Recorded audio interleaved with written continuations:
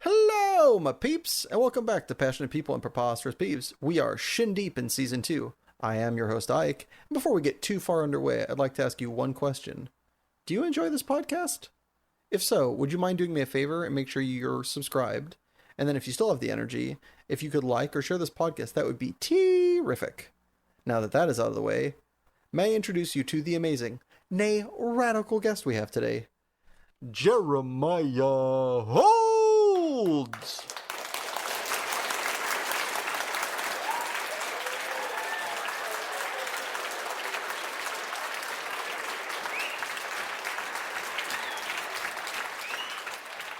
Hey, Ike. Yeah, always a pleasure to be here. You kind of boosted my intro a little high there, but I'm here to kind of satisfy where I can. I love how you're like a kid that was like turned around talking to their friend in class and got their name called. You know, just like Jeremiah. Oh, here, yeah. No, I wasn't not paying attention to what you were saying, Mrs. Teacher. Right. Oh man, how you doing? Doing well, man. How have you been? I am so good right now. I just need to know one thing. Definitely. What was your first movie date? Ooh, that is a really good question because I do remember that very vividly. My first movie date was actually the very first Spider-Man movie with Tobey Maguire. Damn, coming in with the bangers. Yup. Why does it stick out so vividly? So this was back when I was in middle school, right? So we know the kind of movie came out in the early 2000s, but it came out because that's where I met this girl that my friends that tried to hook me up with, that I actually just joined in like this rock band. So I was playing bass for them, and they were like, hey, you need a girl on your shoulder so we can kind of hang out and do things, because they had girlfriends, and they were like, we need you to not be alone, so we're going to hook you up with this girl here. And I was like, okay. So it was a pity movie date. That's amazing. They're like, look, buddy. Well, we You're making did us look bad. Exactly. We did hook up, hang out a little bit here and there. But being young, not having a car, and they lived across town, was a little hard to stay up. But yeah, it was definitely, looking back, a kind of a pity date. But it was the first one, which is what you asked. It counts. It does. It does. Well, while we're speaking about movies, do you have a favorite movie line that you like to quote just 'cause? That depends. Is this something that's PG-13, rated R? What's your favorite movie line to quote? My favorite movie line to quote is, when the fuck did we get ice cream? What's that from? That is from the movie with, not Steve-O, the other one from Jackass. Okay, Johnny Knoxville. Yes. Where he joins this Special Olympics thing? Yes, it is. The Ringer. Okay, yeah. The Ringer's The the name Ringer. of that movie. And there's a scene in it, it's so unexpected, where they're trying to figure out where all of them went. And he says, oh, we went to the mall to get ice cream, but it's midnight. And then one of the guys just blows it out. No one expected it. I think it was an ad-lib line. And I quote that all the time. Outside of work, of course. But yeah. Oh man, that's great. Well, speaking of such sailorly language, what's your favorite non-traditional curse word? Ooh. Something that I've been saying for years. I know a lot of people say, son of a bitch. I always say son of a dick. Yeah. I don't know why. I don't know why I adopted it, but I have said it, and I say it constantly, and I continue to say it. I think I've been saying it for almost 20 years now at this point. I mean, you make it your own. Exactly. It's very original, catchy. Exactly. It's also like, you gotta help tear down the patriarchy. Exactly. And so you're doing your part. You're right? being a feminist. And my wife has now adopted it after we've been married for so long. She's now kind of picked it up and uses it, and I catch her every time now, and she says, hey, I'm stealing it. I'm like, okay, half your stuff is mine, including that Remember, phrase. you started this. 100%. All right, man. Do you have a life hack that you'd like to share with the class to improve their daily living, other than introducing them to such fantastical phrases as "son of a dick"? Oh man, life hacks. I love me a good life hack. I think the biggest one that has really changed my life now that I've kind of bought a house, I'm a homeowner, is you take a picture frame and you take a scanner and you scan where the pins are on the back of it, so then you can hang that on your wall and just kind of put the pins right there, and it's perfect every single time. You don't need to measure it. It's right there. You do still need to align it because, crooked frames and hanging up coat racks, but at least now you have the exact distance you need to be able to hang that up. And I've used that more than my fair share amount of times. All right, I'm my brain is missing something. So you take it, you turn the picture frame over. Mm-hmm. You said you scan it. What are you scanning it with? A scanner, like a printer scanner combo. Okay. So like you put it face down, or you put it back down. Exactly. On the thing. Yeah. Oh, and then you take the piece of paper, you put it up against the wall, and then you can you know where the holes are, and you just put the pin in there. Especially with one that has more than one hole, right? You can now space it perfectly, and then it just fits. Oh, that's big brain as hell. Mm-hmm. Son of a dick. That is awesome. See, now you're stealing it. Yeah, no, that's by far one of my favorite life hacks. I think I've used that thing close to 50 times already in just this house alone. Good. Wow. You got a lot of gear to hang up there. Yes, and then my wife, instead of nails and tacks, she went and bought the wall stick-on stuff that just kind of sticks straight on there. I'm like, oh well, now you've ruined my life hack.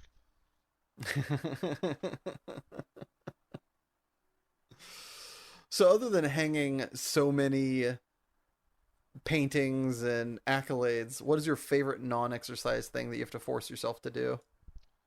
Ooh, my favorite non-exercise thing that I force myself to have to do is probably taking the trash out.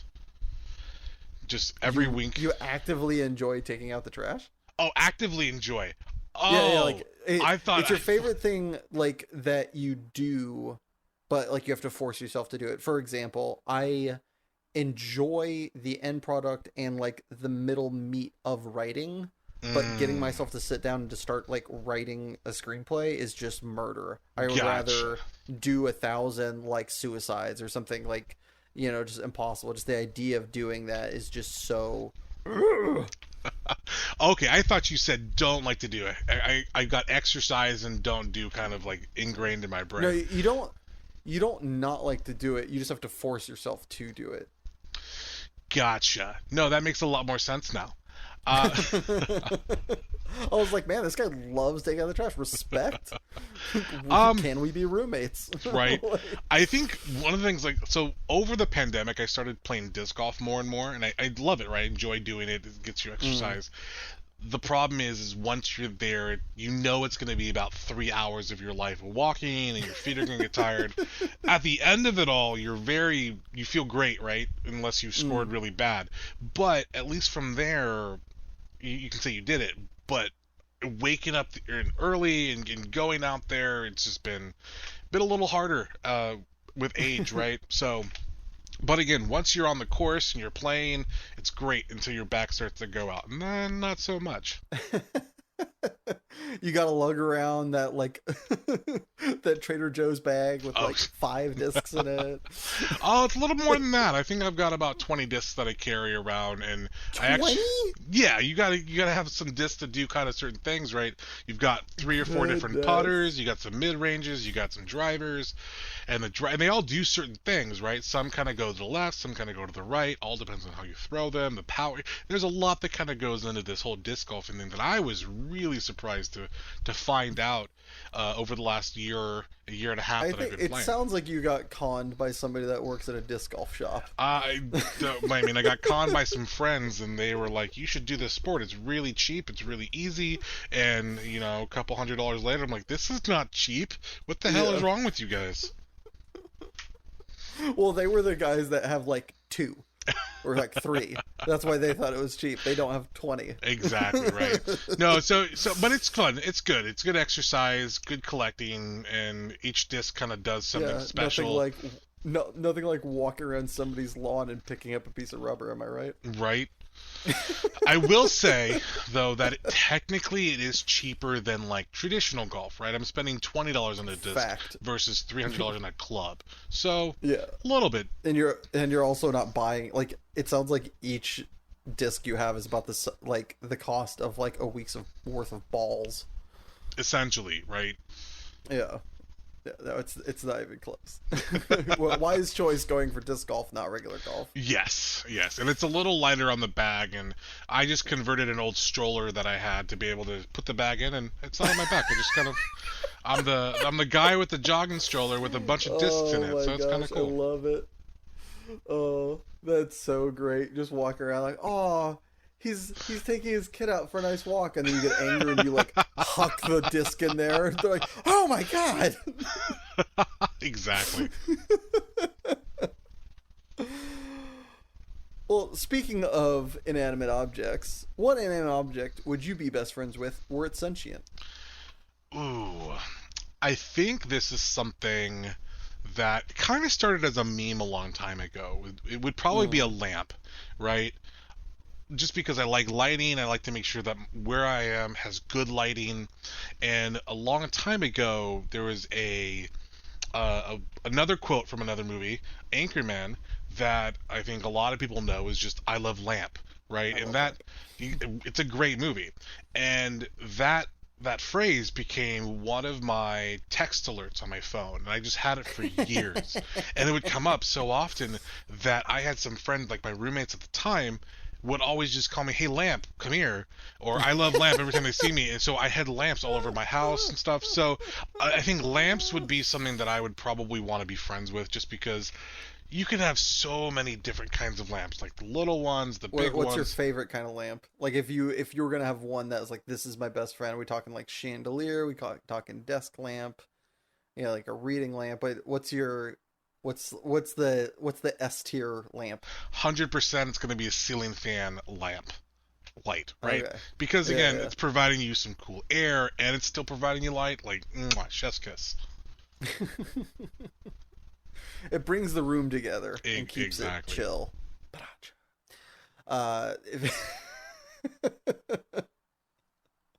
Well, speaking of other favorites, what's your favorite meal to make just for yourself, assuming cost and time are not relevant factors? Without cost, without time. Oh man. You've got days to yourself. The wife and kids are on a trip. Work doesn't need you for a couple days for whatever reason. You got 2-3 days. The world's your oyster. What are you making for yourself? Ooh, I mean, I'm pretty basic when it comes to like trying to feed myself. Now, don't get me wrong, I love food. You can see me. I do love to eat. I think there's a couple different things here to really look into and dive into. But I think if we're going really simple, spam and rice, I could eat that just about every single day.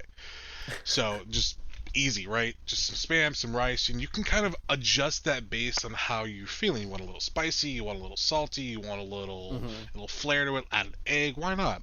So I think that's kind of my go-to if I'm just like hungry and I want something and I don't care what really it is, because I can eat that all the time. I don't care. But if we're talking like something that I actually enjoy that I don't get to cook because it does take a long time. So there's this, I won't say the restaurant name, but there is this Chipotle chicken pasta that they sell that is phenomenal. But it takes like 4 hours for me to make it, just because you gotta get all of the ingredients, you gotta put it together, and then just gotta slow cook everything, and it takes some time, right? And I've made it a few times, and every single time it's great. It's a lot of servings to it. It's just, again, time consuming to make it. Right on. So Chipotle chicken pasta? Yes, and I can send you the recipe, so you can share that if you'd like to. It is quite phenomenal. Sure, yeah. Let me share unto mine listeners the extravagance that you so desperately want to do, but don't have the 4 hours required. Yeah, it probably doesn't take most people 4 hours. It just takes me to 4 hours because I want to make sure it tastes good, and you got to get everything prepped. So For sure. Well, since you brought up spam and rice, what poor man luxury do you still enjoy to this day? Oh, again, spam and rice is my Just go-to. spam and rice? Oh, 100%. That is my go-to poor man luxury. I think just knowing that that is a comfort food, and I can just really, it's cheap, and you can probably get two meals, if not more, out of it, depending on like how much you need it for. Mm-hmm. It's phenomenal. Do you like to go Hawaiian barbecue on it and give it that like the gravy, make it like a mocha loco? Isn't that what that is? Am I tripping? That's more of like the hamburger meat, right? A hamburger patty, some gravy on rice, Oh, right. I'm with an tripping. I'm egg. tripping. No, I mean it's close. It's there, right? Same kind of concept because again, spam does, I believe, Yep. come from Hawaii. At least that's their native food, right? So it is, yeah, it's close. So I do Yeah. sometimes, right? I'll add some fish oil or some soy sauce. Sometimes I'll add some Thai chili. It's really kind of just up in the air and on the mood. I'll never say no to just kind of spam rice or uh, in some like hoisin sauce, right? Another Yeah. staple that I like to do that's kind of in this realm is spam musubi. It's I was gonna another. ask, Oh, like, do you yeah. do you fuck with spam musubi? I'm really bad at making it because it's all sticky all over the place. But if somebody's gonna make it and give it to me, I'll eat like 10 of those in a sitting. Well, it sounds like you're in good company. Most of the time, as long as you bring me food.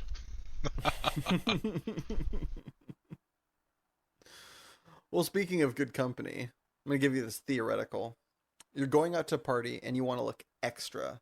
Other than your normal garb, what accessory would you like to add to your ensemble to really stand out in a good way, of course? Stand out in a good way. Well, depending on where I'm going, like normally I'm more of a jeans or short with a t-shirt kind of guy. But if I'm Mm-hmm. going out to look extra, I'll put some nice jeans on. I'll put on like a button up, roll the sleeves up, but I'll wear a vest, right? One of those nice little, it looks like one that you would wear to a wedding or whatnot. I've got a couple of those Mm-hmm. that I've bought that I like. I like to wear them. They feel nice. They're just dry clean only, so you don't really want to wear them all the time because it's expensive to kind of continually keep them cleaned. So, but I Totally. do I do like to wear those stuff, and they do look good, with or without a tie. So it's kind of a nice little ensemble to bring things together. Mm-hmm. So yeah, I enjoy it.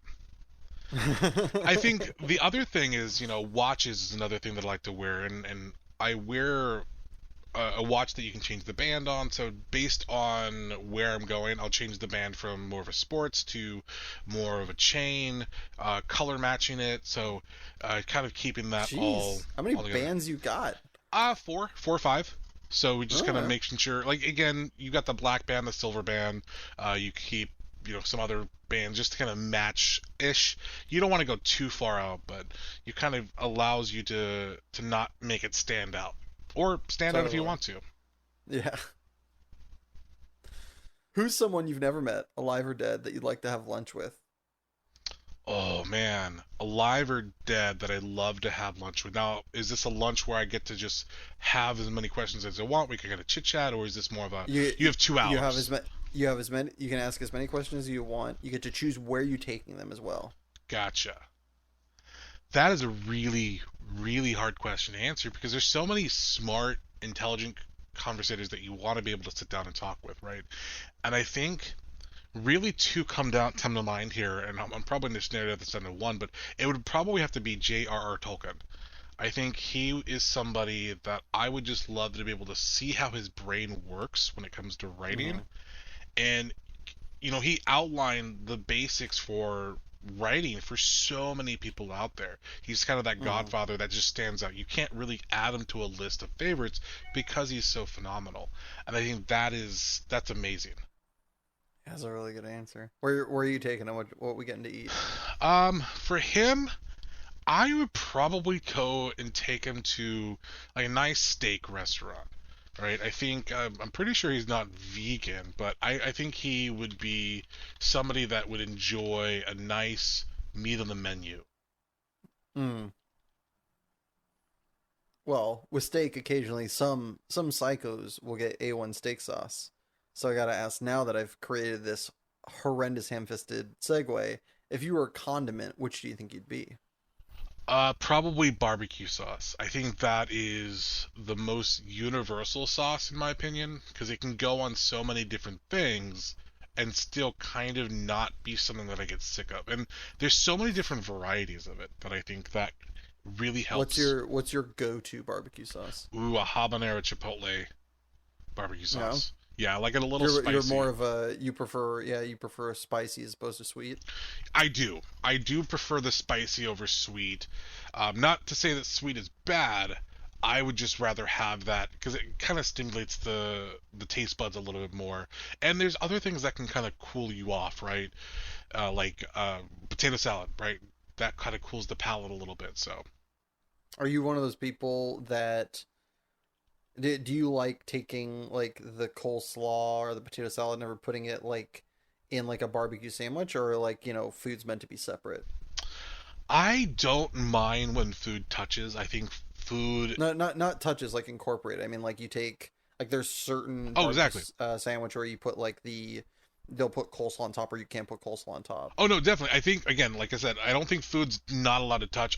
I think it depends on what you're eating, right? If you're eating a nice barbecue chicken sandwich, yeah, coleslaw on that all day. Potato salad may be a little weird-ish, but it's not to say I'm not going to put a little spoonful of that on the burger as I take a bite. I like to have a lot of the flavors together, and I'm not shy to kind of do that. I think that's a really exotic way to kind of eat and enjoy different flavors, and you kind of understand at that point the different flavors in food. So I think that is where, again, I know there are some people out there that don't want their food to touch ever. So Hmm. I think if it's all on one plate, good to go. It really just depends on the flavor and making sure that it does taste good. Now, if I do find something that I'm not a fan of, then I'll probably start moving that over to the corner of the plate and just not eat it, right? And don't want that really to touch the food because that'll just infest it all. Infestation. Exactly right. Well, other than learning where and how to place your food on your plate, what life lesson do you wish you learned sooner? Oh man, you're gonna make me go down some deep dark roads here with this question. I think the biggest thing about the life lesson and knowing this sooner was being more confident in yourself, right? I think this is something that I wish I had more confidence when I was younger, especially in like the heyday of your 20s. Being able to Hmm. go to a bar and be flirtatious with other people and hang out and just kind of not being worried about one being overweight or being the silly person, but just being confident in who you are. And it wasn't until I was a little later in my 20s, early 30s that I started to pick up on that's kind of the key.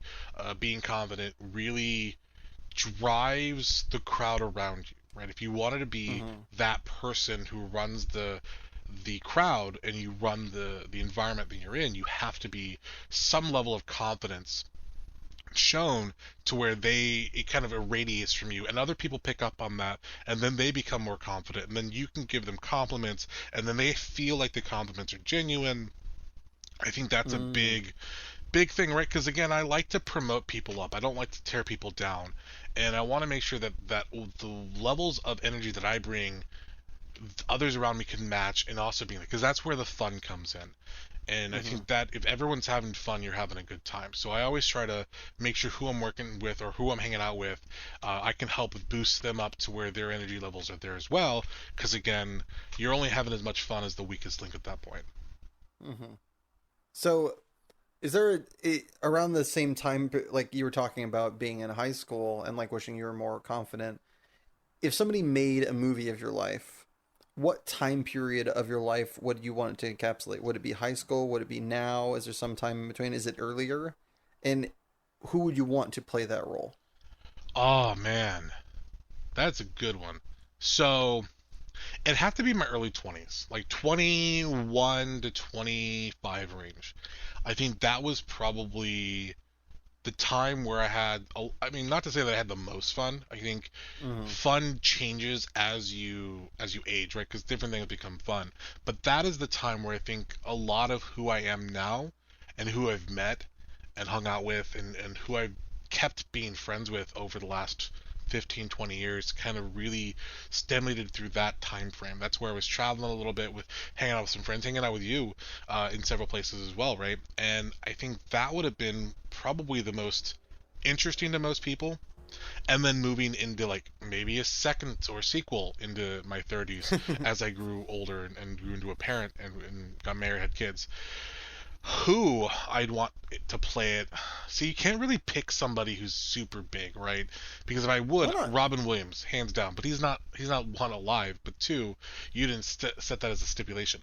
Um, I I think didn't. exactly. So I think I would love to have Robin Williams be that. I think him alone has had a lot of influence on my life personally, just as a person, who I've never met, but again love.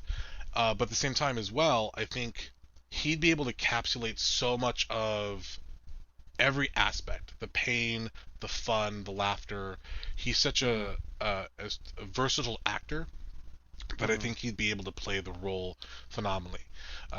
If we wanted to choose somebody who was probably alive, I probably would pick somebody like Dave Bautista, right? Somebody that I think is funny. I enjoy him. I think he's phenomenal. A lot of things that he does, and he's just genuinely down to earth, and I think that's Mm-hmm. phenomenal. So you were saying that Rob Williams had a big impact on you. In what way? I think a lot of the work that he did, he wanted to be a comedic actor coming up, right? He was in the um what was the show? The Mork and Mindy? Mork and Mindy, right? And he the confidence that he brought, and this kind of comes back to the confidence that part of it, was that he knew what he wanted to do. He went after it. He got it. He took reins of his life, and watching him in basically all facets of his life, his personal life, him and his kids growing up, and how he treated people around him, growing up in the film industry, watching him do things like Jumanji, hearing the stories from the other actors engaging with him, that was a huge thing. Like, just knowing that he himself had an influence on the world, and he didn't let fame corrupt him, right? And he was Mm-hmm. still genuinely kind throughout his entire life. Uh, and putting that into the movies and his acting and putting that on the big screen really was life changing. Just kind of watching how he did that, and just learning from that was big. There was a lot of things like the passion he put in, even in comedies like Mrs. Doubtfire, the Mm-hmm. pain that he shared, the in those he was able to express that really, really well, and I think that was a huge thing.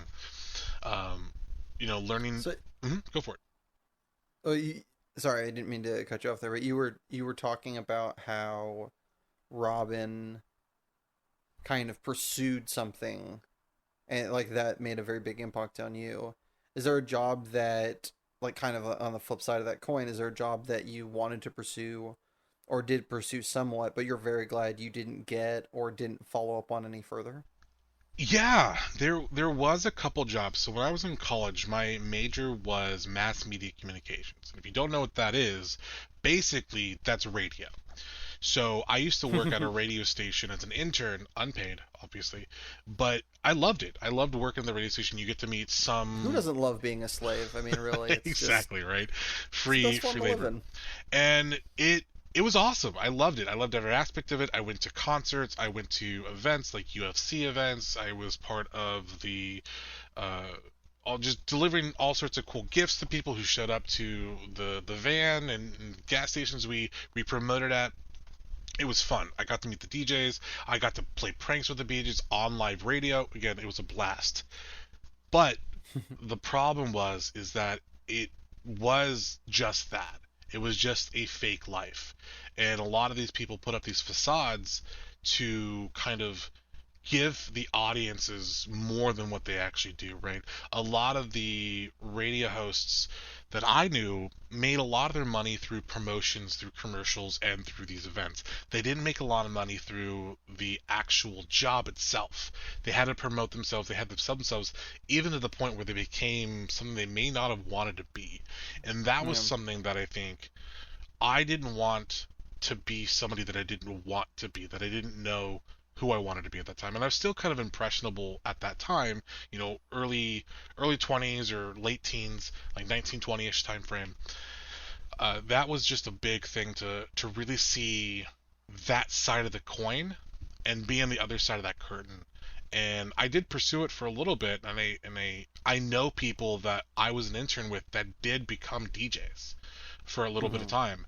But again, they're no longer DJs because I don't think the lifestyle was able to keep up with them. Yeah. So it's it was that aspect, the inauthenticity, the kind of huckster dilemma of like being, saying one thing and being another, that didn't sit right with you. I think so, and I mean the job may have changed over the last 20 years at this point, but yeah, that's kind of what it came down to. And I think the fact that you have to work this job, and yeah, you work 4 hours a day, if not more, depending on how much you want to put into it. But then you also have to work the second part of the job, which is the promotions and the going to events and promoting these things. And again, like you said, not always promoting something that you're passionate about. It wasn't always. It's almost like you're selling yourself out, right? Mm-hmm. That's very interesting. Do you feel like they were? Do you feel like they were being dishonest, or do you think they were just having to, like, pay the cost to do the job, kind of thing? Mostly that, right? Mostly doing their dues and doing what they needed to do to get by in life, right? Again, some of them may have enjoyed it, they may have loved it, but sometimes it wasn't always aligned with what they were doing. Sometimes it was hard to tell. So there Mm. was just that kind of part of it that didn't really sit well with me for the most part. Now, again, the experience that I had working with the radio station was phenomenal. I enjoyed it. And I think, again, I'll never forget it. I don't regret it by any means. But it did allow me to get that side of knowing that little bit of side of the business and knowing that that's not something that I want to pursue anymore. Did you end up working a job where you didn't have to kind of pay lip service, do your dues, or is that something that you just realized later on was just an aspect of, kind of climbing the ladder, or just, most workplaces? I think most workplaces have this you need to kind of pay your dues to move up that ladder, right? And I think that's Mm-hmm. a normal aspect for most people. Well, at least when I was starting to get into more of a grown-up job and more adult work, and depending on how fast you move that ladder, depends on how much you put in. And I Mm-hmm. think that was fine 10 years ago. I think a lot of times have changed now, and I do see now that I'm on another side of working that there's a lot to it that some people may not always want to see or get to see, and some people Mm-hmm. move and jump jobs a lot, and that's what's good for some people, right? And sometimes it may not be. Sometimes it's not by choice. So really, again, I want to make sure that people try to pursue what they're passionate about. They try to pursue something that they enjoy a little bit. I know there's that quote of, if you do what you Do what you enjoy. love, you won't work a day in your life. Exactly. And I don't think that's always necessarily true. I think if you Oh. do what you love, you want to be more passionate about it, you can then kind of pursue that even more, right? You get to work Mm-hmm. more and you get to kind of not be burnt out by it. And I think that's the key there is that you don't get burnt out by what you love, but it's still work, right? You're still working your butt off to be able to be successful because I think everybody would love to be able to have fun doing a job. Like look at Twitch Mm-hmm. streamers, look at YouTubers, look at podcasters, right? I think this is something that if you enjoy it, great. It's a lot of work, a lot of things go into it, and I think that if you enjoy all aspects of it, you're not as burnt out by it. Hmm. Did you find that experience in the job that you currently hold, that it's been less work than like when you were doing the DJ, and that you didn't have to end up making those sacrifices, or is that something that ended up just kind of happening, but it was worth it because it was different?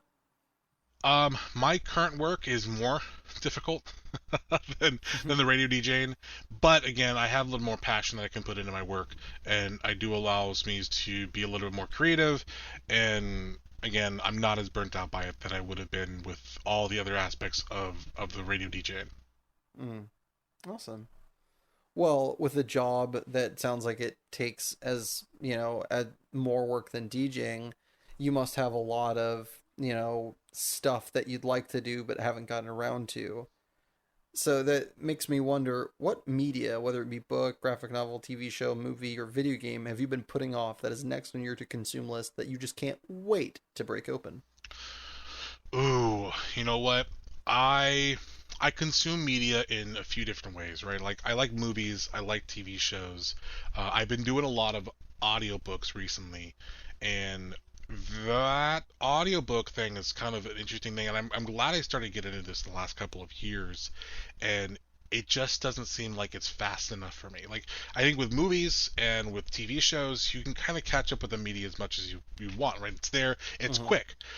But with audiobooks, you can only go as fast as the length of the time it takes to read the book. And I think Mm-hmm. that is both frustrating but also the most enjoying part, right? Because there's so much part to it. So I've been listening to a couple different fantasy series right now, and I just finished one that was epic and called The Wheel of Time. You've probably heard of it. Yeah, I've heard I've heard people talk about that from time to time. And that, to put into perspective, took me 2 years to listen to. Yeah, From I mean it's like 20 bucks, 15, close. 15. Yeah, Okay. so it's a lot of books, right? And I'm glad I did it. I'm not going to do it again, but I'm glad I did it. And it's it's just one of those things like you wanted to be a writer, you brought that up a few times, and I think that's great. And you just see this different level of quality from those that have these epic series versus some people who may only write in one or two books. And I think you Hmm. kind of see the growth in the author as they continue to write. I think a good example of that is like Harry Potter. You see the author kind of grow from the first book to the last book. With The Wheel of Time, the quality of the book was the same throughout all the, and I think that was phenomenal. And it was Hmm. this mega epic series, and I don't think it's the longest series. I think there's a couple longer, but this Yeah. one just from start to finish, almost every aspect of the books I enjoyed, and there's so many parts of it that I think is great. So I'm just like I I did watch the series on show that aired, and I think it was Amazon. yeah, and I Yeah. think it was great. But there was just so much that it missed that the book brought Yeah. in. So like, okay, that's fine. I'm not gonna say this wasn't good. I think the show was still pretty good, but there's just a lot of things that changed it that if you didn't read the books, you wouldn't have gotten. I think that's where there's a ton more books that I want to get to over the next couple of years that I'm still waiting on What and are working what on. are some that are on your to do? What's the number one on your to do list, or what are you currently listening to? I'm currently listening to Sandman by Neil Gaiman, and Hmm. it's a graphic novel, but the way they did it in audiobook form was pretty cool. They got a bunch of actors and actresses to play the parts as background. So it sort of sounds like a 1930s or 40s Oh, like a radio radio broadcast. program. Exactly, and Yeah. it's really good. And I know that they just put out the TV show as well, and the way that this show and the book are so similar in every aspect is phenomenal, first and foremost, but also the Hmm. things they did change, because the book I want to say came out in 87 or 89, and the show Hmm. obviously came out this year. The changes they made were so subtle but genius that I think it was great. Any that you want to tease, or is it the listener should find out for themselves? Oh, I definitely think the listeners should check the book out. I think the check out both mediums, to be honest with you. I think they're really nice. But a couple of the things they changed was there is one part of the book and show where the main character Morpheus makes a friend in, I want to say it's like the 1400s, maybe earlier than that, and he says every 100 years we're going to meet up at this pub. And obviously because the book was written in 89, I want to say, that's where they meet. They meet every year at 89. So 1489, 1589, 1689, so forth. In the show, if you know anything about it, at the very beginning, they capture the Sandman, his name is Morpheus again, and they lock him up for about 100 years. So in the book, they meet up. But in the show, he missed the deadline because he got broken out in like 2020, 2022. Hmm. So now he's going back to meet his old friend that thought he had not wanting to be his friend because he didn't show up again to meet up on that 100-year time frame. And how they played those two things off separately was kind of cool, yet pretty ingenious because of the way that there's like a 30-year gap between the book and the show. Yeah. That's really cool. Yeah, no, it's true. All right. Well, lastly, before we throw it to a commercial break, if you could have listeners to this podcast hear one song we were choosing, which would it be? Ooh. So, one song that I've been loving, and I still love, and it's an older song. It's called Every Thug Needs a Lady by Alkaline Trio. And it is, I think I can listen to the song, no joke, on repeat. If this is the last song I ever listen to, I'd be happy. This is by far my favorite song to sing to listen to put on anything. No, I don't want to talk to you, Siri. And it's just great. Sorry. That was hilarious. Always that's listening. Awesome. No, yeah, it's great. I mean, that's one of the very few songs that I can say, hands down, if I only listen to that one song for the rest of my life, I'd be okay with it. Is that your number one draft pick for karaoke as well? That's hard to say because most places don't really carry that for karaoke. If I had to go karaoke songs, the scoundrels. Yeah. Lack of taste. My Philistines. Right.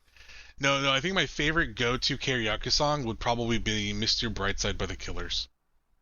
All right. Well, boo to that.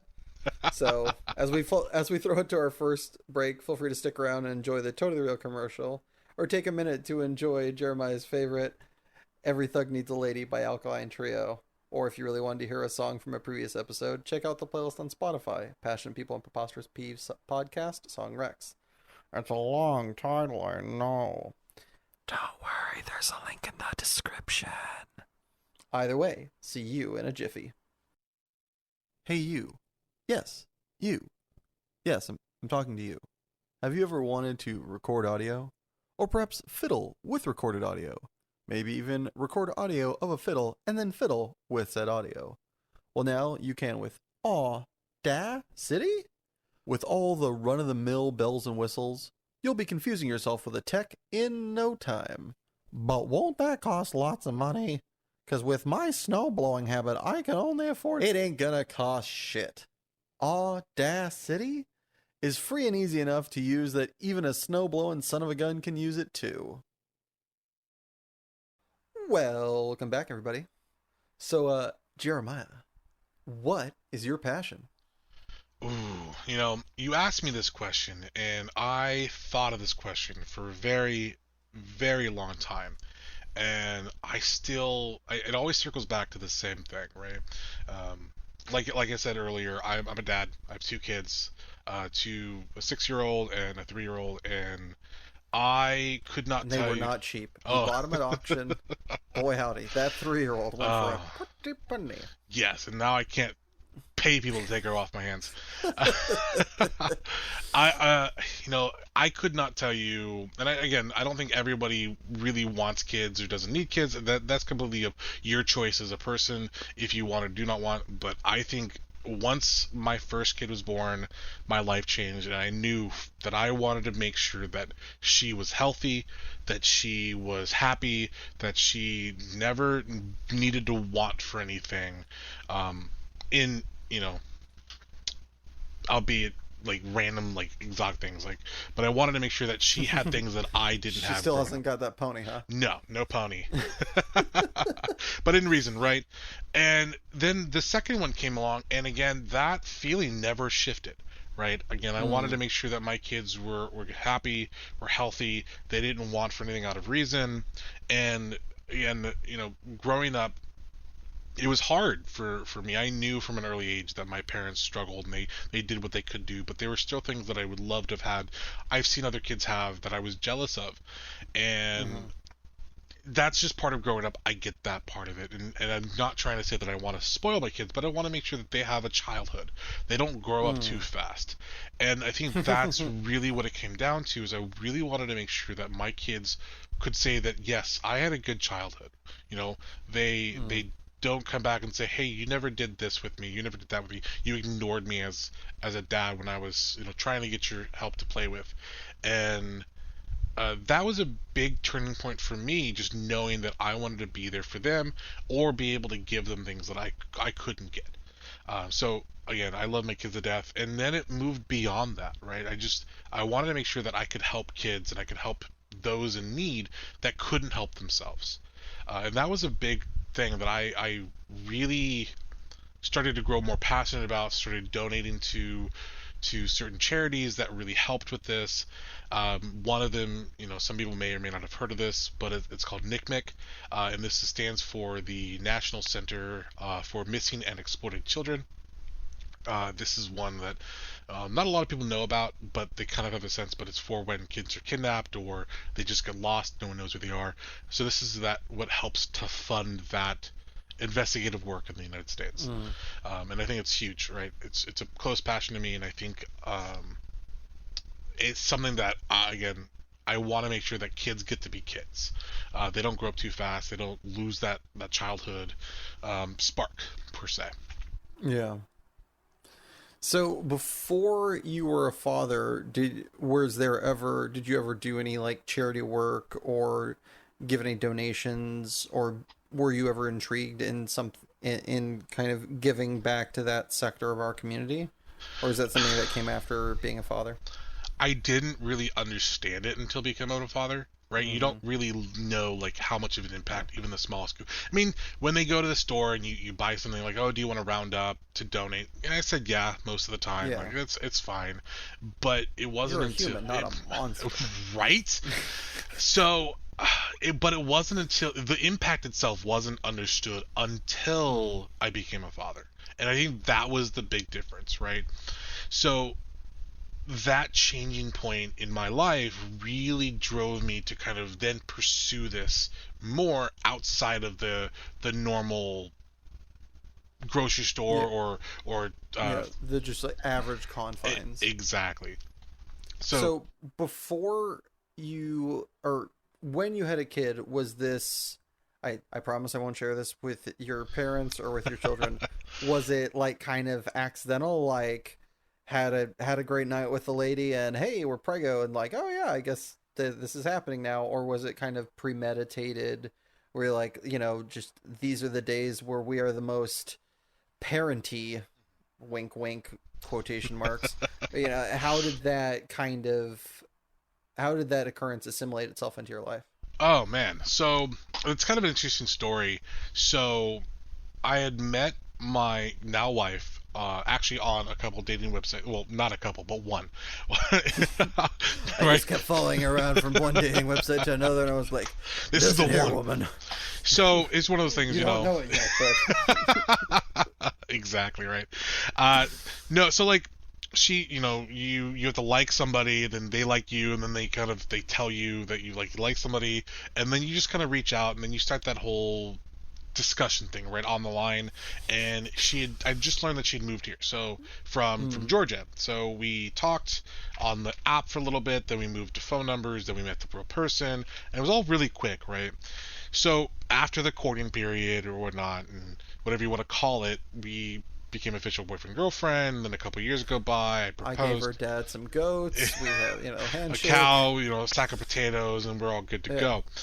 And so then we ended up, we were engaged. We're like, okay, what's the next step of being a grown-up, right? Let's buy a house. So we bought a condo because... You were just at the deep-seated part of this was, I'm trying to prove to my parents that I'm not a fuck-up. How do I become an adult? Well... What's the next thing? I need to level up. Exactly. You're just treating it like a role-playing game. Like, all right. How do I go further? To go beyond. Yeah, my dad kept buying me things like, here's a beer pong game that you can play with your friends, and here's pool beer pong, and I think I got like 3 or 4 different beer pong presents. So I definitely had to step my level up a little bit to be more of an adult, right? Like, all right, they don't realize I'm almost an adult. How do I show them that I'm really an adult? So we looked out, we bought a condo, and that was our first home together. So we're like, oh cool, this is 1 year we bought a condo, and then we were like, okay, so we're engaged, let's go get married. So we were Right trying to on. plan the marriage, and we were like, man, this is expensive, 20, 30,000 for a wedding. Hey, what if we just go to Vegas and eloped? And I was like, how much is that? She said $500. Sold. You sold me at $500. So we planned it out. You gotta Cheap some bitch.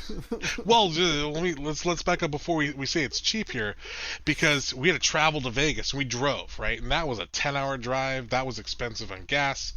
And I mean, gas wasn't as bad today, but still pretty expensive to get out there. So we get there, rooms were kind of expensive, but we got married in front of the Bellagio, which is, if you've not seen the Bellagio, it's phenomenally pretty, right? They've got the fountains. So we actually were able to book one of those outlet coves right where the you can watch the fountains go off. So nice. Exactly. So I mean, personally, I think our wedding was pretty nice. Even for the price, for $500, get no debt, we're good to go. So got married, 15 months. Son. And this was kind of during the poker days. I don't remember if you played. I think you played poker with us back then. Played, dealt. Exactly. Yeah, I've dabbled. The night before, I actually won all the money for the wedding at a poker table. I conned everybody, and everyone's like, "Oh, you're gonna get married?" I'm like, "Yeah." And then I won, $500-600 off of all of them. So I was like, "Cool, wedding's paid for, room's paid for, free wedding." So years later, he's like, "Damn, I wish I lost." Right? No, I love my wife. She's awesome. And hey, if she's in the room, just blink twice. I understand. All right, so you win, you pay for it. Exactly. We win, we pay for it. We're like, all right, cool. The next day, we're like, all right, we got to go back, because we got married November 2nd, and that was a Monday, which is obviously weird. So we drove back. That Thursday, we found out that she was pregnant. Literally in the same week. So we got a house. Serendipitous. Exactly. Yeah. Let's back up a little. We bought a house, we got married, and we found out we're having a kid all the same year. Damn. Yeah. That's a big year. Yeah, I don't think I've topped it since. That's a tough one to top. So that's kind of where, it was unexpected at the time. And it was one of those things that, like, I had to think about, sit down, we talked it through, and we wanted kids. I'm not going to say I didn't want kids. I just didn't want kids that soon. We hadn't had a honeymoon yet. We hadn't even paid off all the debt from the travel, not the wedding, but the travel to the wedding, right? So we're like, okay, well, let's not tell anybody just yet. We have another wedding that I'm going to, that I'm actually in the wedding that weekend of. So I'm like, okay, well, we don't want to ruin their thunder. So let's go to the wedding. Let's go get some, check things out. Let's make sure the pregnancy tests were in fact real. We go to Planned Parenthood. And sure enough, she was pregnant. She was about 8 weeks at the time. And we were like, okay, well, let's do this. We just got married. We know what we want to do, and let's go and have a baby. Right on, man. That's awesome. Yeah, it was quite the roller coaster. So all the things that you learn as a first time parent, things to buy, what to buy. Don't do any of that stuff. It's stupid. You buy all this stuff you don't even want, they don't even use. I can't even tell you how much money we wasted on things that we literally had to give away because, one, they won't return it because it's baby stuff, or two, like, you don't know what your kid's going to want until they want it, or vice versa, not want it. So it's just, all you need are diapers, wipes, and if you want to formula feed your child too, go for that too. By all means, more power to you. If you don't want to breastfeed, natural feeding, that's all power to you. But yeah, that's really all you need. Everything else, it's going to be a toss-up if they're going to like it or not. How much... So there's this idea that I've been told ad nauseum that whenever you first look into your hold your baby and look into their eyes, it just changes you. Do you remember... Can you kind of remember your headspace before and after? And what is that actually true? Or was it just kind of like... Not more of the same, but, was it like changing the channel, or was it just turning up the volume? So it's harder for me, and again, this is not for everybody, right? But I think from my experience, especially being male, a man, not giving birth, not carrying the baby within me, you have this disconnect of like you don't have that bond yet, right? Yeah, you felt it kick, you know that this is going to be your kid, but you don't feel that heart to heart. And I remember the night before we're in the hospital because one, funny story. So we actually went to the hospital the week of, like a couple days before actual giving birth, for what we thought was cramps. Turns out to be kidney stones. My wife had kidney stones while 9 months pregnant. So yeah, it's horrible. And so we're like, okay, so we got some painkillers. We got the strainers you're supposed to pee in so they can catch it. So they want to test it to see what it is. Grabbed a flak jacket on the way home just so it didn't get any friendly fire. So just average items you pick up. So we're doing that stuff. And this was a Wednesday morning. I think it's 4 a.m. we were at, so it was pretty early. And then 24 hours go by, nothing gets better. She's still miserable. So that Thursday, if I remember correctly, Thursday or Friday, we like a day or two later, we ended up going back at like 2 a.m. Yeah, it's we basically been up for God knows how long at this point. Yeah, the fun time of the day. And we're there, and they were like, "Well, we can't really do anything for you. You're not giving birth. So they're like, let's give you some morphine." Right? Morphine's great. For the first hour, she was blissful, no pain. She was great. Yeah, high as shit. Exactly, right? She just couldn't tell the left or right. Oh, this is why people do drugs. Yeah. Well, here's the kicker. When that wore off, they gave her another dose. It did nothing. Oh, no. Yeah.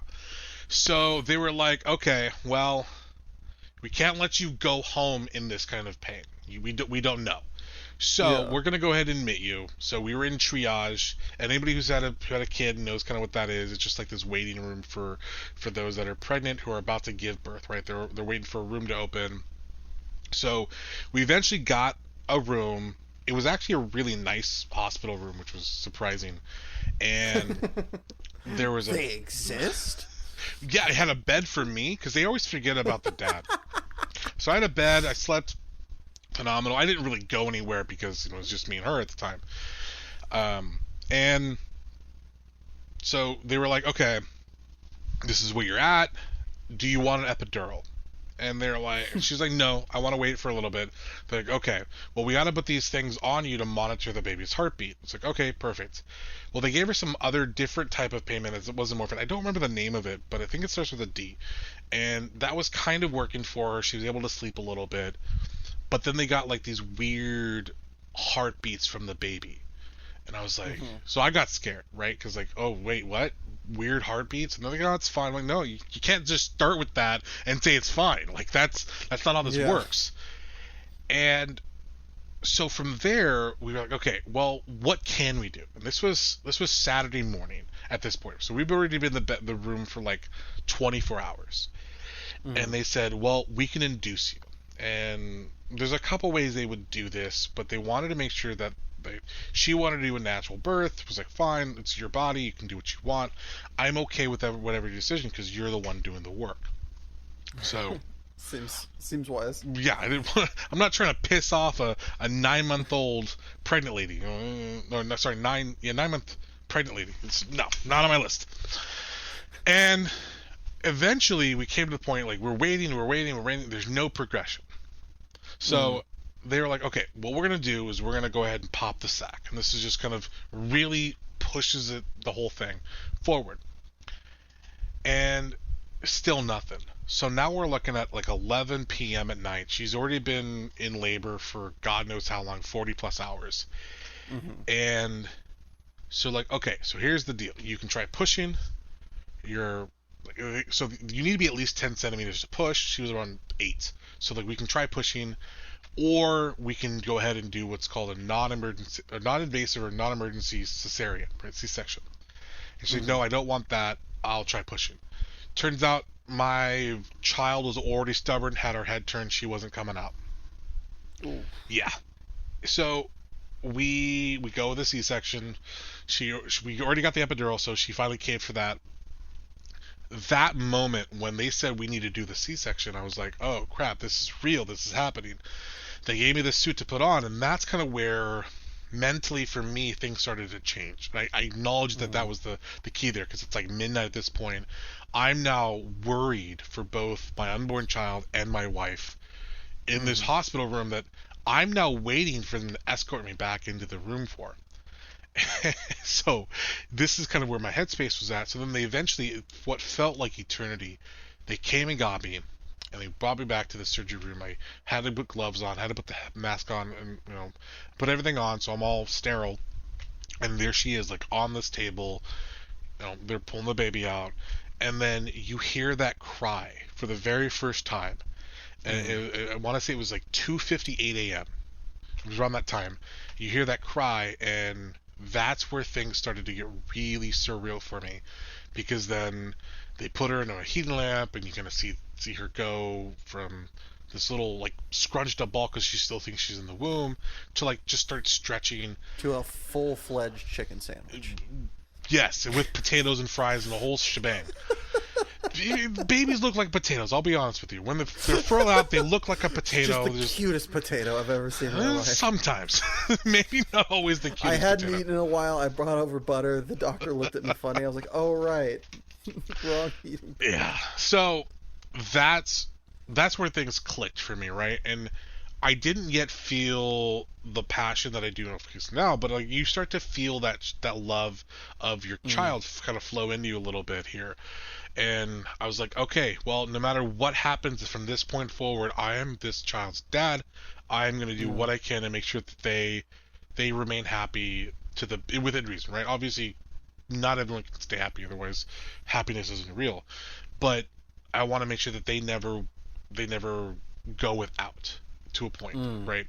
And that's kind of where things started. And just day in and day out, every single day, there were hard days. And I mean, kudos to my wife. I think she's phenomenal as a mom. She sacrifices tons, especially sleep, to maintain them.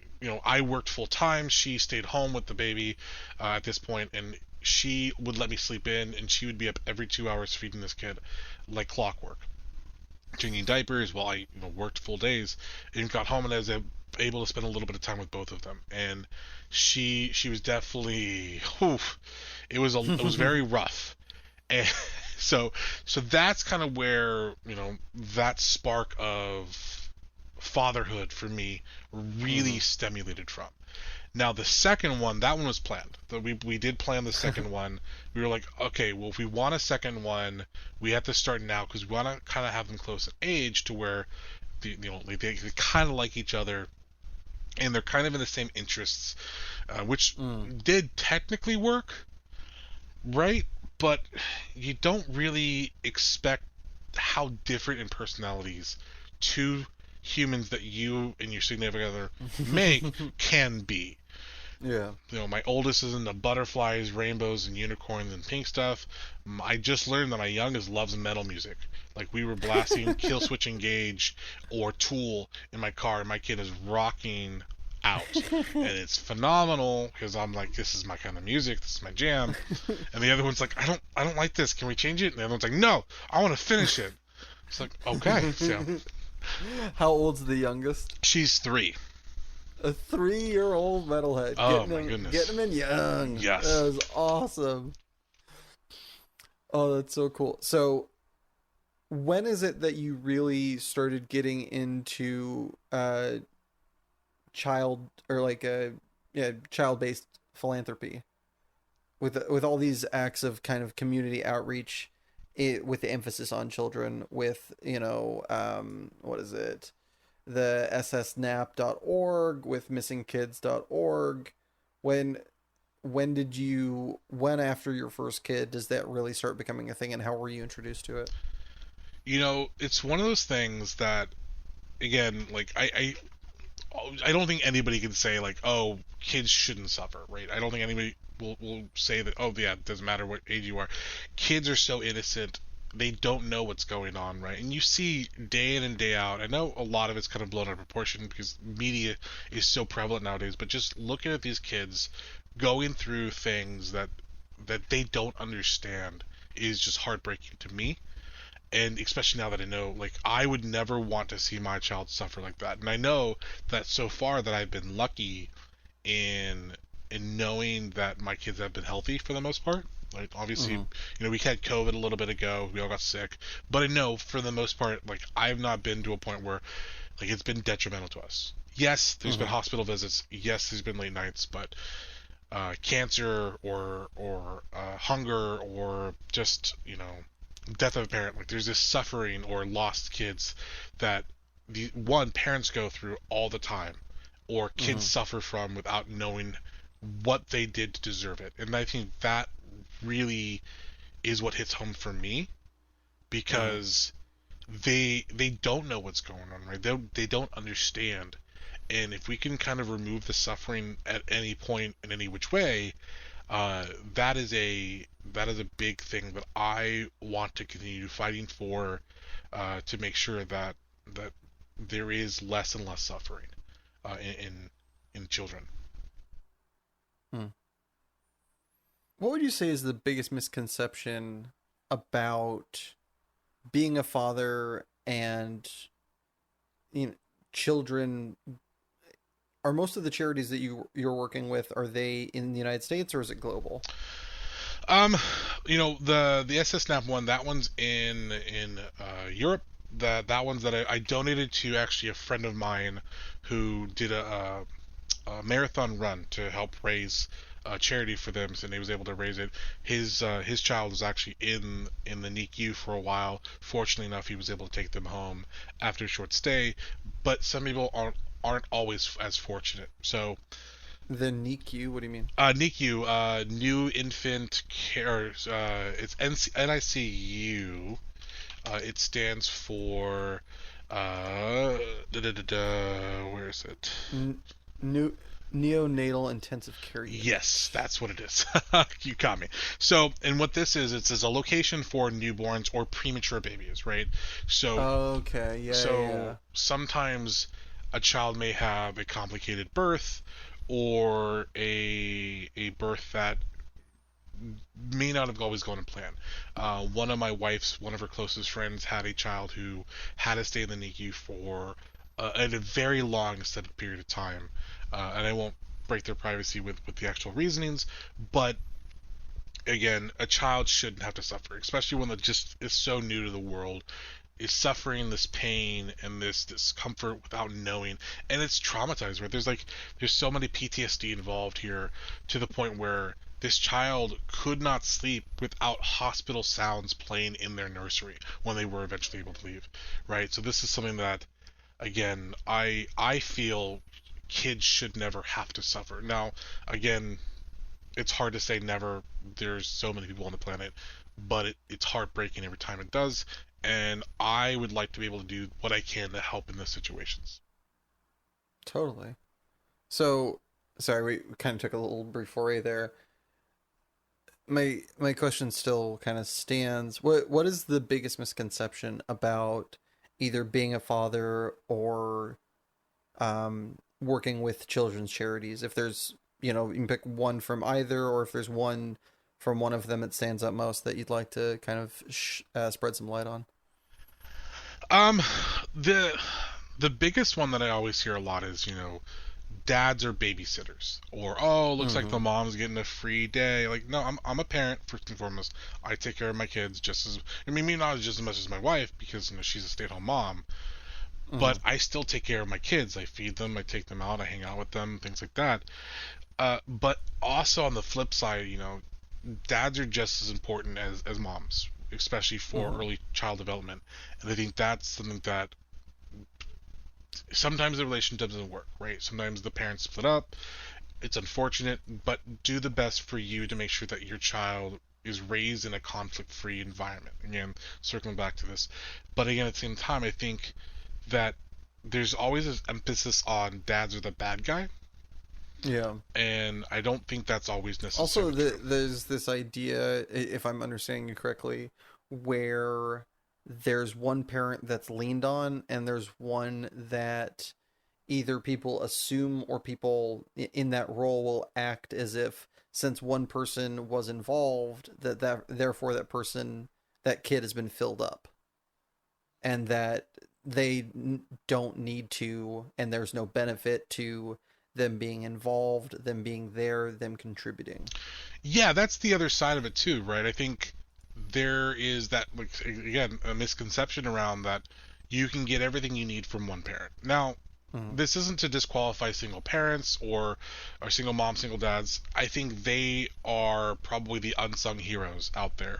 They're able to do what they need to do to survive, which is not easy, as well as being able to provide to their child's or children's and multiples in a way that some parents, some adults who are in a couple don't even have the capacity to do.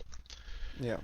So again, I'm not taking away from them at all, but I think there is that level of nurturing that Yeah. each parent can provide to a child that gives them something. Totally. So Yeah. That's one of those things that it is really sad to see, but like, and I understand the aspect of it, like, especially people that are in, and kudos for noticing that and, kind of acting accordingly and being a great dad. But there's a lot of people that are, the single, they're the breadwinner for the household. They have this full day and they come home and they're just exhausted. And it's not that they don't necessarily like the kid, although some of them may be pieces of shits and not like their kid, in which case, go fuck yourself. right. But there's people that come home and they're just exhausted and they don't have the bandwidth to do it, and they feel like excused from being a part of it, which causes, plenty of other issues down the road for many children. Possibly, right? And I think that's another part there as well, is that it's not always an excuse. Sometimes, like, the parent is just so tired they can't physically do it, and that doesn't always make them a bad parent. And I think For sure. and I'm not saying that makes them a bad parent, but I feel like a lot of them. It's more. It's not that they don't. It's not the act of doing it. It's the logic behind doing it. When you come home and you don't have the bandwidth, yeah. you are doing not only to, again, correct me if I'm wrong, but if you come home from a long day at work, you're exhausted and your kid wants to play and you don't have the bandwidth to do anything, you're going to do neither of you any benefit by engaging, because you're going to be fried, you're not going to participate, and they're going to extract something detrimental out of that. Possible. So, Right? That very, very possible. And I think you're hitting it right there on the head too. On the flip side, and again, to add to that, sometimes you do play with them. Sometimes that can help fill your battery. yeah. The joy, the laughter that the kid provides kind of brings you back down and tells you why you wanted to be a parent. Like, again, I've been in both Mm. shoes, right? I've been in the situation where I just can't physically talk to you right now. I'm so frustrated, so tired. I would cause detriment to the relationship between me and my child. But at the same time, on the flip side, like, there have been times where I've been so frustrated, so burnt out, that playing with my kid and hearing them laugh and wrestling has made me feel better, right? So it's Aw, so that's so sweet. so there's that kind of flip side, right? But I Yeah. want to emphasize to the parents who do listen to this that even if you can't do it today, it doesn't mean you're a bad parent. You just Yeah. you like you said earlier, we don't want you to burn your relationship to the point that is a detriment to both you and your child. And sometimes yelling, yeah, it makes you feel bad. It's not bad. It can be hurtful, but as long as you're acknowledging it and you're doing what you can to be better at it, I think that is what makes you want to become a better parent. Mhm. So, from unraveling that misconception on the kind of, around that, on that same block but on a different corner, do you have a favorite non-obvious aspect of being a parent, of giving back to children around the world, that most people wouldn't think exists, or that you would be getting from that experience? Um, kind of. I do a lot of things to not always get glory. I don't need the fame. I don't need the response or the trophy or whatever acknowledgement of doing the deed. I do it because it makes me feel good, right? Mm-hmm. If I gave money to somebody on the street that has a kid, or food or water to somebody who may be homeless, either that way or to a donation, like, I don't need anything beyond that. I know that there are people out there that, you know, that do that as a job. Like there are people that are huge on social media that like they want to videotape themselves doing things because they want people to donate because it helps them, you know. But there's also the other side. There are people that do this just for the fame, just for the glory, and I don't need that to feel like I'm doing what I need to do to be who I want to be as an adult, who I want to have my kids look at me and see that, oh, this is my dad, this is what he does, you know, this is normal, this is what a dad should be doing. I want to make sure that they have that image ingrained in them, that being kind is always going to be the best you can do. And so as far as like what I get out of it, like just I'm happy to know that what I can do and what I can provide to others allows those to hear their kid laughter either one more time or softens those cries at night, to really make sure that I'm bringing those kids comfort. So it's the non-obvious aspect is very much of the kind of the unsung good deed of sorts. Yeah, knowing that you're making a difference regardless of accolade or acclaim, but knowing that you're helping somebody, and like that, for you at least, that feeling of making a difference for somebody so that they get to have what you have in being a parent, or as close approximation as you can, you know, help deliver to that kid, to whoever their parents are or will be, you know, if adoption is the case, or, moving homes, so that they get to have what you had with your family and what your kids are going to have with you. Yeah, circling back, I think that sums it up quite well, right? I think that's just something that I don't need the glory. I want to know that they're happy, bringing happiness, bringing laughter, bringing less tears. All right. Well, I think we've had enough touchy-feely good things. Let's move on to the I agree. More preposterous, painful, peeveful topic.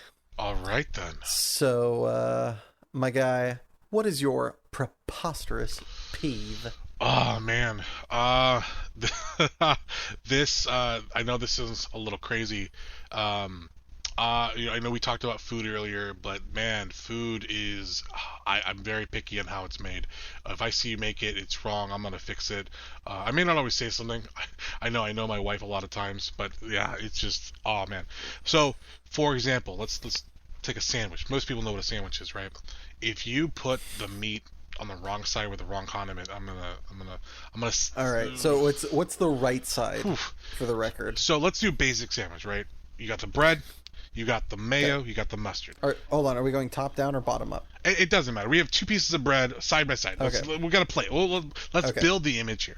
We have a plate with two pieces of bread on the plate, right? On one side, you put mayo. On the other side, you put mustard. Now, you have to have, in my opinion, the meat with the mustard. Meat and bitter go together. Then you have the mayo and the cheese that goes together. Now in the middle, I'm a little less picky, but you got to have like the lot soggy things, and tomatoes, the pickles, the lettuce. It has to be in a way that doesn't sog the sandwich up. So you've got the lettuce with the cheese. You've got the pickle on the lettuce. You've got the tomatoes that can take or leave it, and then you got onions, and that all kind of goes. It's the layering of the flavor. If it's not in that order, I'm gonna fix it or remove something or just because then you got the flavor wrong, and then it's just annoying, and yeah. Where did the potato chips go? On the sandwich, but that. Yeah, but where on the sandwich? Next to the meat. You got your meat potatoes. If I have the potato chips, right? But yeah, meat, potatoes, veggies, cheese, bread, condiments, mayo, cheese, meat, mustard. What about ketchup? In the trash. Who puts ketchup on a sandwich? I knew that was the answer, and it still was better than I expected it to be. Who puts ketchup on a sandwich? Ketchup doesn't even go on a hot dog. You don't mess. Well, okay, let me rephrase that. It does go on a hot dog if you're under the age of 10. If you're older than 10, you don't need ketchup unless, now I will add a caveat, if the ketchup is homemade, right? Because I do make homemade ketchup. If it's homemade ketchup, you can use it basically on anything because it's delicious. But if you're talking Heinz, If you're talking like that can go on a burger. That doesn't go on a hot dog. That doesn't go. No. I doesn't belong. When did you first notice this predicament with food, especially sandwiches? Do you remember like how old, what was going on when it first like really like hit you? I didn't really notice it early on. I did start to pick up on things, like I was doing it the same way. Like, you know how when you get home, you always take your shoes off, you do it the same way. Like, there's a routine to it, right? And it wasn't until my mid-20s that I realized, like, I've been doing this for a long time. It's like, I'm pretty basic, right? I've talked about spam and rice. I talked about, like, I'm a pretty simple person sometimes. And I don't always need all the fancy stuff on a sandwich, or just in general. So, bologna, or turkey, or roast beef, just from the store, get some cheese. American cheese, cheddar cheese, doesn't matter. Colby Jack is the best by far, but I won't be semantics. But like, I noticed that after so long, I was like, why? I always put the meat here. I'm like, okay, it always tastes better that way. And now I will add to that, you always have to eat the mustard side on top. So like, you get the bitter to kind of not be as bitter, because if you do it the mustard side down, it's too much bitter. You don't get the rest of the flavor. You got to do it that way, otherwise you're messing with the flavor of the sandwich, and it's just too bad. And you're wrong. Okay, so now that we got to the core of it, before we move on to the next bit, it goes bread. We're going top down now. It goes bread, mustard, meat, potato chips if you got them, and then we're doing lettuce. Huh? You got onion, and then you can do pickles, tomato. That's just slimy bits. Onion, tomato if you want it. Tomato if you want it, but then pickle there, because you got that. And then pickle the slimy bits in the middle, right? You got to, because then you got double the way to grab it. Then you got the lettuce. Yeah. Or spinach or whatever you want, just roughage, and then you got the cheese, and then you got the mayo, and then mayo, and then bread. Yes. Okay, so bread, mustard, meat, potato chips, onion, tomato, pickle, lettuce, cheese, mayo, bread. Yes. All right, that's going. That's being posted here, so nobody else can make the sin against mankind, as they have previously unknowingly done. I'm not calling a sin. I'm just calling you wrong. If you do it any other way, you're wrong. Because again, the flavor, right? You're gonna mess it up. You're not gonna be able to taste everything. Okay, hold on. So, do you know what the definition of a sin is? No. Go ahead and enlighten me. What is the definition? The actual definition. A sin is something that separates you from God. Traditionally speaking, if we're going to get biblical, it's anything that separates you from God. So if you are not achieving sandwich greatness, you are separating yourself from the greatness in life, which God wants you to have. Ergo, you are separating yourself from God. Ergo, it is a sin. Perfect. Okay, I like that. Okay, let's go with that. Then you are sinning. You made the sandwich wrong. You're sinning. You're going to hell. Like, more power. Yeah, no. Okay, so you notice you're doing this in your, like, late teens, early 20s, and you're just like, it's baked in. I know I'm right. Gavel down. Get out of my court. I tried doing it the other way. I tried changing it up a little bit. I'm like, okay, let's try this. No, it tastes wrong. It tastes bad. I don't like it. I've thrown those sandwiches away and I've remade them. No, because you've already tainted it. So, do you know where you get? Is this something that your father just sat you down one day and he was like, "No, listen, son." You're like, "Is this where we're talking about the birds and the bees?" He's like, "No, you're 5. It's too young. It's far more important. I'm going to teach you how to make a proper sandwich." Or is it something you picked up from? Where did you get the Bible on sandwich creation? How did you get enlightened?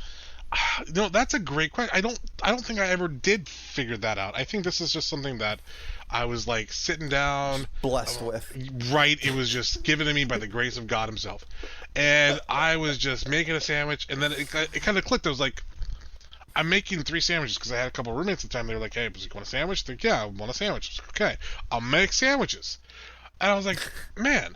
I made all of these sandwiches the exact same way. Like, because when you do certain things, you know how, like, you change it up a little bit, like, it doesn't really matter. No, I made 3 sandwiches the exact same way.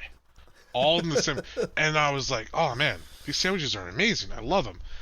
And they didn't comment they were just sandwiches. They didn't care. But, like, and then it happened again. Philistines, they're like, whatever, it's food. Yeah, right? And I did it again. And I was, like, noticing, like, I was picking this up. Like, I always make the sandwiches this way. If I have all the stuff, that's how it goes. If I don't, meat with the mustard and cheese with the mayo. Like, it has to go that way. And yeah, it just picked that up, and I was like, huh. All right then. Well, I'm just gonna make sandwiches this way forever. Now, again, like I said, I've thrown sandwiches away that I've made wrong because it doesn't taste right. I have not thrown one away that my wife has made wrong because, you know, wifely being love. Married. Yeah. Being married is supersedes sandwiches. Yeah, a little bit. By the just thinnest barely, of margins. Barely. Yeah. Yes, by like a sliver. But if there was only one kid who didn't love metal, but there is, but again, like I'm very, very particular about the sandwiches, and I'm very particular with the order and the flavor and how it layers with each other. It's gotta matter.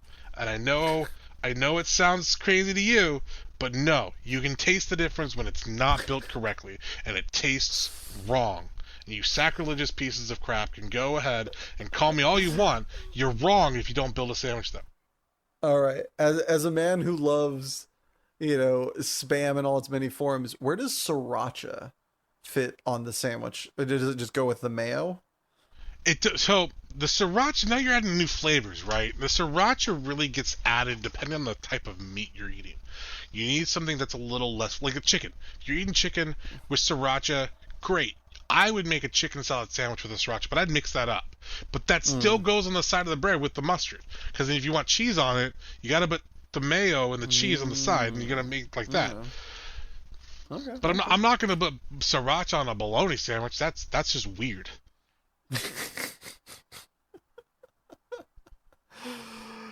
So, do you have a story of when this peeve really popped off? Oh man, so we were going out to this little diner. It was like a breakfast diner, right? And we were there. We ordered food, and I was like, you know what? I'm gonna get something, a club. I'm just gonna get a club sandwich. I know it's in a club sandwich, and they put the bacon with the mayo, and I was like, I don't. The bacon doesn't go with the mayo. Okay.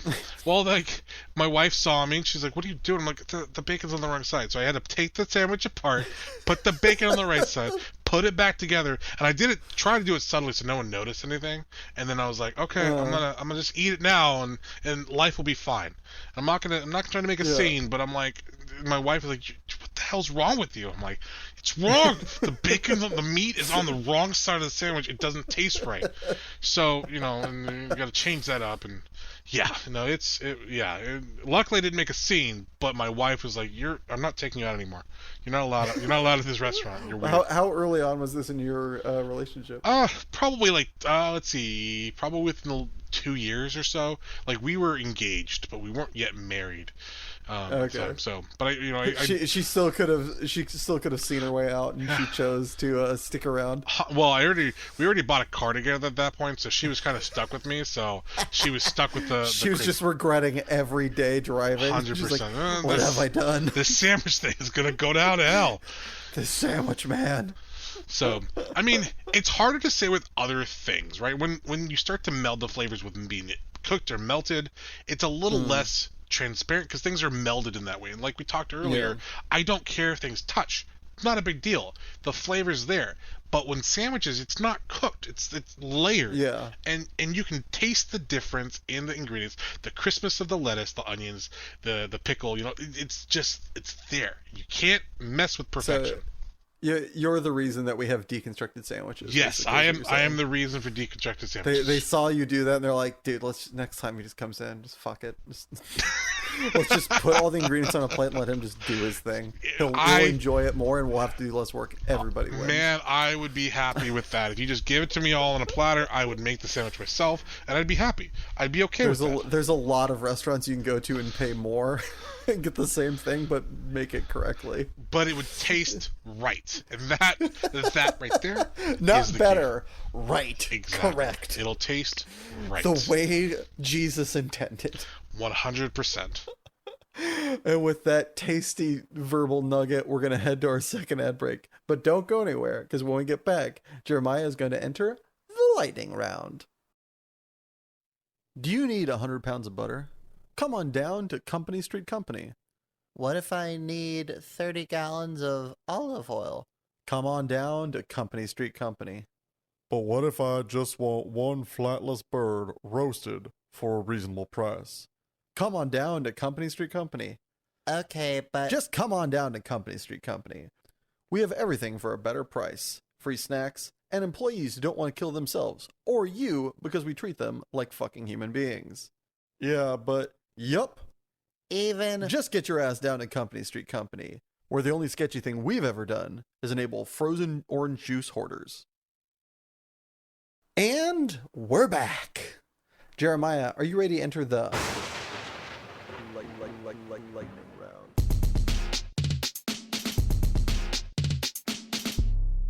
Lightning round? Hit me with it. Okie dokie. Well, put however much I owe an alimony on red. Is there a price for you to give up your passion forever? No. Never. Make the food? Sorry, go ahead. Oh, never. No. I think the passion is too strong. The passion is strong with this one. Make the food or do the dishes? Make the food. Because I'll do it right. Did you ever cheat on a test in school? 100%. Always. Especially chemistry. Are you out of touch, or is it the children who are wrong? Children, 100% wrong. I have two. They're wrong. Would you rather have your inner monologue sound like Gilbert Gottfried or Fran Drescher? Gilbert Gottfried. My God, he's amazing. Having Iago? Whew. Would you rather read the cue cards while wearing the crown or live in a hovel and speak your mind? Oh, live in a crown. Well, the crown, speaking... That one, not the hovel. No hovel. Too much dirt. Do you create your own thoughts, or do you just listen to them? Both. They kind of have arguments with each other. You're having the best day of your life. What happens next? Another amazing thing or something terrible? Horrible thing. Car breaks down, wreck, something bad. Well, speaking of car wrecks, you come across a stranger just struck by a car. Their dying breath is this. This is very important. Please tell my wife. She's a dirty harlot. Oh. Do you or do you not tell the widow? Well, no, because I don't know how to get in contact with them. So no. Is professional wrestling cool or lame? Pretty lame, I'm gonna say. Would you rather be completely made of eyeballs from the neck down, no eyelids, or be a remote-controlled Tonka truck from the neck down? You have the remote, but you lack the appendages to use it, so you must gift it to a trusted individual. Tonka truck. Being a walking eyeball would just be weird, creepy, and no one would want to hang out with you. And also probably painful. Right? Assuming there were no global or health effects to worry about, would you rather it always be dark or always be light? Always lights. No vampires. Stub your toe or make small talk with strangers? Oh, this one's a killer one. I would probably stub my toe. But if I have my oldest kid, it has to be talking with strangers. Just don't tell her she's wrong. Would you rather teach a class of 40 students for 5 months or 20 students for 10 months, assuming the pay is the same? 5 months. 40 students, 5 months. Get it done. Get it over with. Do tomatoes belong in a fruit salad? No. God, no. What is wrong with you? Do you believe that your life will have any significant impact on the world in human history? I hope. I don't know, but I hope. If there was for sure no afterlife, would you live your life differently? No, I don't believe in an afterlife now, and I live my life the way that I want it. Would you rather be an omniscient amnesiac or have a nat 20 charisma, but you have halitosis? See, halitosis, I could cover that up. They make a cream for it. So I think that would probably be where I want. And again, halitosis is bad breath, my friend. There's no cream for that. Yeah, there's a lot of toothpaste for it. I could probably, or you know what? I could just like get my teeth removed or be charismatic with cue cards. I don't need to talk. Sign language is a thing, right? I'll learn that. plane flight or road trip? Depends on where I'm going, and depends on who I'm with. I would much rather go on a plane, like if I'm going to Vegas somewhere quick with my wife. But if I'm going on a road trip with friends, I'd rather take a car. A day in or a night out? Day in, 100%. I'm not going to talk to people. That's the dad. That's the dad talking right there. Going out with kids is hard, man. Couch, just get me to the couch. They want things. They want to spend money. No, it's much cheaper to stay in. Could you eat 37 of your favorite food for $5,000 in a 1 hour time limit? 32. Oh man, eating that many cans of Spam? Probably not.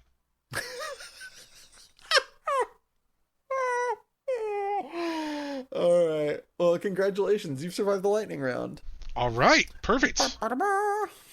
What lightning round question would you like to ask me and in turn be asked of future guests? You know what? I think what I would want to ask you is, would you rather have salty or sweet? Doesn't matter what it is, Sweet. just salty or sweet. Sweet? Okay, Sweet. so you're right. Again, right. Salty, it can be too salty. It can never be too sweet. People keep saying, oh, this is too... No, you're wrong. Sweet. People just gotta stop being wrong. I'll see you at the diabetes clinic in a couple of years. There we go. Right? They'll laugh at us then, but we'll be happy. We'll only have one shoe to our name, but we'll be happy. Well, we'll share the shoe. It'd be fine. I'm not gonna share my shoe with you. This is my shoe. You get your own. All right, man. As we come to a close here, anything you want to plug, shout outs you'd like to give, places people can find you, or content that you really just thoroughly enjoy? Yeah, I mean, again, like we talked about, I think the books are amazing. I love books. I love reading. Going into this, my wife is actually an author. This kind of ties into the whole children are our future. She actually has a series that she's starting to write that she just published 2 books for, called My Mental Health Monsters. It's designed for children to learn about specific mental health issues that they may come across. So again, that's mymentalhealthmonsterbooks.com if you're interested to take it out. She's phenomenal. She does the illustration, she does the writing, and she gets it looked at by some health professionals as well, just to make sure that the content is good there. So again, if you're interested, you have kids who you think could help benefit this, please feel free to check it out. All right, do you have any friends, family that you'd like to nominate to come on this podcast so they too can suffer as you have today? No, I think yes, I do. I have 3 that I would like to nominate here.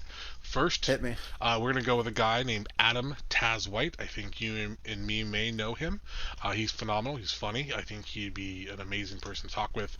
Next would be a guy named Jason Murray. He sounds like he is a little harder to get a hold of, but I think he's a great person, great personality, got tons of fun stories. Lastly would be another friend that I have by the name of Joseph Penny. He's an old standing friend that I've known for probably close to 20 years, and I think he would have some exotic stories to kind of share and spread the word. Rad. All right, I'll make sure to reach out to him and plague them with such an experience as you have now survived. Yeah, man, it's been daunting, but I'm glad I made it to the other side. Whew! Well, thanks, Jeremiah, for being my guest today, and a special thanks to my editor, Richard Ashford, and my composer, Joshua Gibbons. And thank you. Yes, you listening at home, or wherever you found time to appreciate this. Time is the most precious commodity we have, and I appreciate you spending yours with us. And if you enjoyed this podcast, please subscribe, like, or just share it with a friend. Every little bit helps. Or if you already have and are out of episodes to listen to, don't worry. We put out a new episode every Monday at midnight on Soundcloud, YouTube, Spotify, and iTunes at Passionate People and Preposterous Peeves Podcast. And a very special thanks are due to our patrons, Sabella Yellow. And if you'd like to join said illustrious ranks and have your name read aloud, just head on over to patreon.com/Passionate People and Preposterous Peeves Podcast. And remember, folks, why be mean and green when you could be mellow and yellow? Though I suppose both are better than being red and dead.